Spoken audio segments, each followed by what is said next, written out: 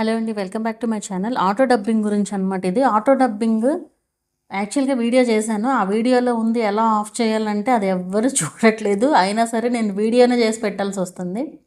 So అందుకే ఒక video చేసి పెడదాము. ఓన్లీ సింపుల్గా ఆల్రెడీ ఆటో డబ్బింగ్ గురించి దాంట్లో చెప్పేశాను కదా. సో ఇందులో ఓన్లీ జస్ట్ చూపిద్దామని చెప్పాను. సింపుల్గా చెప్పేస్తాను దీని గురించి. సో ఆటో డబ్బింగ్ అనేది మనం తెలుగులో ఇచ్చినా కానీ వాయిస్ ఓవర్ ఇంగ్లీష్లో రావడము, లేదా టైటిల్ కూడా మారిపోవడం ఇంగ్లీష్లో జరుగుతుందన్నమాట. అయితే ఇక్కడ మీరు ఈ ఆటో డబ్బింగ్ అనే ఆప్షన్ ఆన్ చేసిన తర్వాత మీరు అప్లోడ్ చేసే వీడియోస్ అలాగే ఉండిపోతాయి. ఇంక అంతే, దాన్ని ఏం మార్చలేము. అయితే మీ ఆడియన్స్ కోసం మీరు సపరేట్ వీడియో చేసి పెట్టుకోండి. ఇలా ఇంగ్లీష్లో వస్తే కనుక మీరు ఆ సెట్టింగ్స్లోకి వెళ్ళి ఇట్లా తెలుగు అని సెలెక్ట్ చేస్తే తెలుగు వస్తుంది అని చెప్పేసి మీరు ఒక వీడియో చేసి పెట్టుకోండి కావాలంటే ఆడియన్స్ కోసం. మీరు ఆ సెట్టింగ్ తీయొద్దు అనుకుంటే, అసలు ఆ సెట్టింగే వద్దు మాకు అనుకుంటే మీరు అసలు ఆఫ్ చేసుకోవచ్చు. ఎలా ఆఫ్ చేయాలో చూపిస్తాను ఇప్పుడు నేను. సో ఎక్కువ మంది ఫోన్లోనే చేస్తారు కాబట్టి ఫోన్లోనే చూపిస్తాను. సో ఫస్ట్ అసలు మనం క్రోమ్లో డెస్క్టాప్ సైట్లో ఛానల్ని ఓపెన్ చేసినప్పుడు ఈ విధంగా ఓపెన్ అవుతుంది. ఇది డెస్క్టాప్ సైట్లో ఉండాలి. అది ఉందా లేదా చూడాలి అంటే 3 డాట్స్ క్లిక్ చేశారనుకోండి, ఇక్కడ డెస్క్టాప్ సైట్ టిక్ పెట్టుంది అంటే ఇది డెస్క్టాప్ మోడ్లోనే ఉంది. సో కరెక్టే.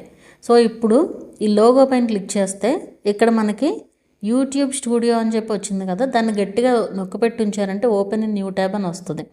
ఇది ఒక్కొక్క ఫోన్లో ఒక రకంగా ఉండొచ్చు. కొన్నిసార్లు కింద ఓపెన్ అవుతుంది, అట్లా ఎట్లయినా సరే మీరు చూసుకోండి. ఇది ఇక్కడ ఇదివరకు ఇక్కడ 1 ఉంది, ఇప్పుడు 2 ఉంది. సో 2 పైన క్లిక్ చేస్తే ఇది రెండో ట్యాబ్ ఓపెన్ అయింది.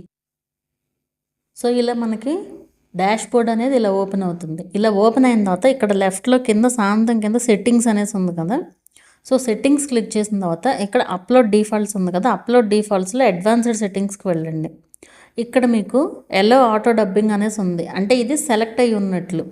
ఈ auto dubbing option first option తీసేసి జస్ట్ సేవ్ చేయండి. సేవ్ చేస్తే మీకు ఆప్షన్ సేవ్ అయిపోతుంది. ఈ సేవ్ చేసిన తర్వాత నుంచి మీరు అప్లోడ్ చేసే వీడియోస్కి అలా రాకుండా ఉంటుంది అన్నమాట. అది సో ఇప్పుడు సేవ్ ఆఫ్ చేసాం కదా, సో ఇప్పటి నుంచి అలా రాకుండా ఉంటుందన్నమాట. అది సో ఇప్పుడు అది ఆన్లో ఉండగా మీరు ఎన్ని వీడియోస్ అయితే పెట్టారో అవన్నీ కూడా అలాగే ఉండిపోతాయి. అదేం మార్చలేం మనం దాని సెట్టింగ్ని. నెక్స్ట్ నుంచే రాకుండా ఉంటుంది అన్నమాట. ఇప్పుడు మీకు అర్థమైందనే అనుకుంటున్నాను.